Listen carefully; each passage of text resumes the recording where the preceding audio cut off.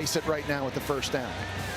I think the way they've been running the football, I would do that. Oh yeah, ladies and gentlemen, Florida State football is back for another season. After the 2-10 clown show that was last season, we fans are eager to find out if last year was simply a fluke or confirms the reality and that we are f***ed. What better way to find out than to face a powerhouse from past memories? Alabama. A highly anticipated matchup amongst many. Back in June, Castellanos was talking his shit. Nick Saban isn't here to save you. Coming in as 13.5-point underdogs, those comments looked rather silly. As one of the Alabama players put it simply, the disrespect will be dealt with accordingly. And early on, it looked like more of the same. Florida State being unable to stop them on third downs and eventually allowing the Tide to score. With Alabama winning 58 of 59 games when they scored on their opening drive, it felt like fate was decided. But then... Third down and 11, four-man rush from Bama. Castellanos launches it, and a diving effort from Squirrel White. Castellanos finds his man in stride, and it's Jalen Lucas. Look at Lucas go! Holmes. Close to the field, trying to get the pylon, and he does! Listen to this place roar!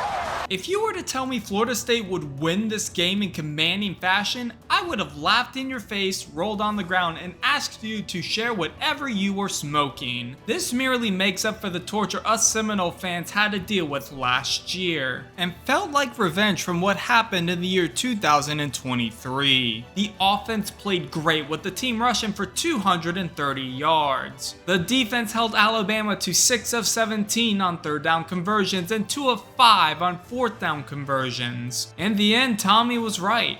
Nick Saban wasn't there to save them. If he were out there, I guarantee you that we would have seen a headset slammed on the ground and 3 broken clipboards. Now look, Alabama's roster is still loaded with talent, but under Kalen DeBoer, the culture is garbage.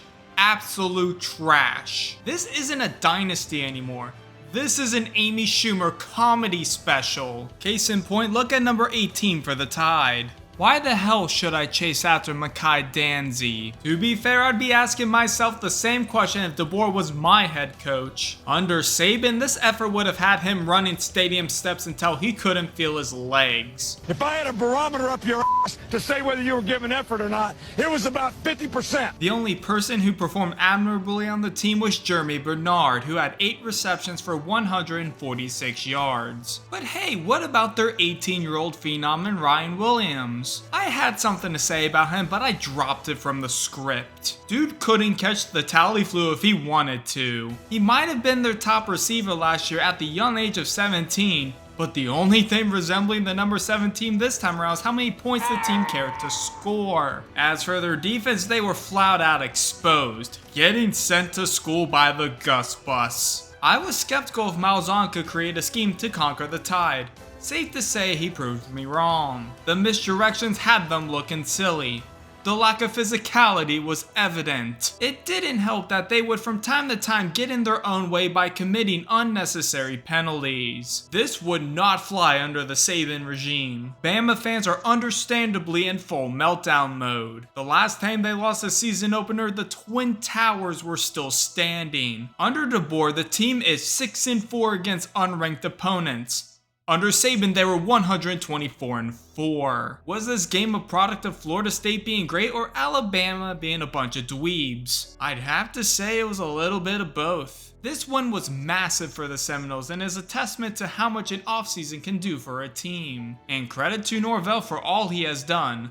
From the transfers he brought on to the revamped coaching staff. It's not easy to do that, and I wish more coaches were willing to make these sorts of changes. If they continue to play like they did this week, they might as well be a threat to knock Clemson off the ACC throne. Now being ranked 14th in the AP poll, the Noles look onward to East Texas A&M.